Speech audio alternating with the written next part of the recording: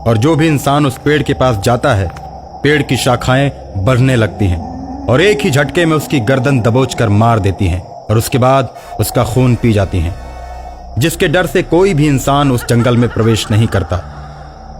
जब बहुत दिन से इंसान जंगल में नहीं गए तो सभी पेड़ वाले भूत भूख से कराहने लगे और आपस में बात करने लगे। हम लोग अपनी भूख कैसे मिटाएं? भूतों के बीच एक अहंकारी भूत बोलता है, हम लोग गांव की तरफ जाकर अपने अपने तरीके से लोगों के मान से अपना भूख मिटाएंगे और उनके खून से अपनी प्यास बुझाएंगे। इस तरह योजना बनाकर सारे भूत गांव की तरफ चल देते हैं और अपने अपने तरीके से लोगों को मार देते हैं। सबको गांव भेजकर अहंकारी भूत जंगल में ही रह जाता है। अहंकारी भूत पूरे जंगल में घूम घूम कर जानवरों का शिकार करके खाता है और मजे में रहता है।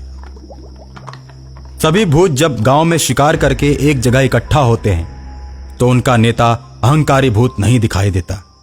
अहंकारी भूत चालाकी से सभी भूतों को भगाकर जंगल में अकेला रहकर घूम घूम कर शिकार करता और जानवरों को मार कर खाता। वो अब एक बहेलिया का रूप बना चुका था। हाथ में तीर और धनुष लेकर दूर से ही पशुओं और पक्षियों का शिकार कर दिया करता और धीरे धीरे वो जंगल के सारे पशु पक्षियों को मार कर खा गया और एक दिन वो जंगल में अकेला ही रह गया। पशु पक्षी न मिलने पर वो जंगल के पेड़ों से फल खाने लगा और मजे से रहने लगा। और दूसरी तरफ जब गांव के भूत एक जगह इकट्ठा होते हैं और वहां अपने अहंकारी भूत को नहीं पाते तो सोचने लगते हैं, हमारा अहंकारी नेता कहां गया? अहंकारी जरूर कोई न कोई चाल चल रहा होगा।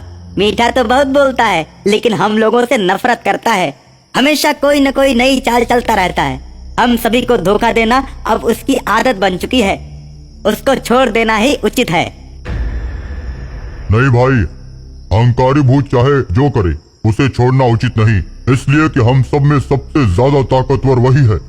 अगर कोई घटना घटित होती है तो वो हम सब के काम आएगा। दूसरे भूत के कहने पर सभी उसकी बात को मानते हैं और अहंकारी भूत की खोज में निकल पड़ते हैं। गांव में वो कहीं नहीं मिलता तो फिर सभी जंगल की तरफ निकल पड़ते हैं। सभी भूतों को जंगल की तरफ आते हुए अहंकारी भूत देख लेता है और उनसे कहता है, ये पूरा जंगल हमारा है, अब तुम लोग गांव की तरफ ही जाकर रहो। ऐसा है कि हम लोगों की जनसंख्या बहुत अधिक हो चुकी है। एक जगह सभी का रहना ठीक नहीं।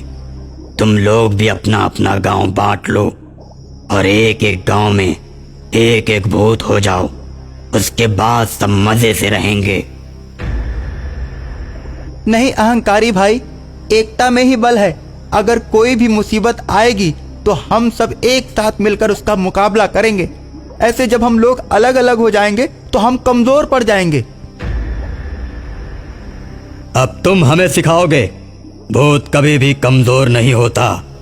हम लोगों की शक्तियों का कोई अंत नहीं।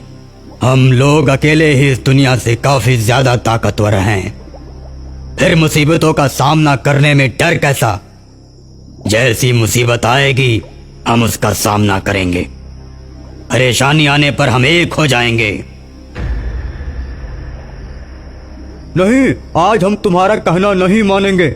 हम लोग तुम्हारे साथ ही रहेंगे। ठीक है, तो फिर जंगल में आ जाओ। और इस तरह सभी भूत फिर से जंगल में रहने लगते हैं और पेड़ का रूप धारण कर लेते हैं। जब भी कोई पक्षी पेड़ पर बैठता है तो पेड़ बने भूत उसे मार कर खा जाते हैं।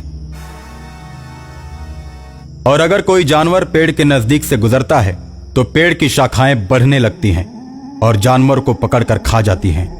यह सिलसिला बहुत दिनों तक चलता रहता है। एक दिन अहंकारी भूत ने सोचा, मैं सभी भूतों को मारकर पूरे जंगल पर कब्जा कर लूं। ऐसा सोचकर अहंकारी भूत जंगल में आग लगा देता है। आग लगते ही जंगल के सारे पेड़ जलने लगते हैं।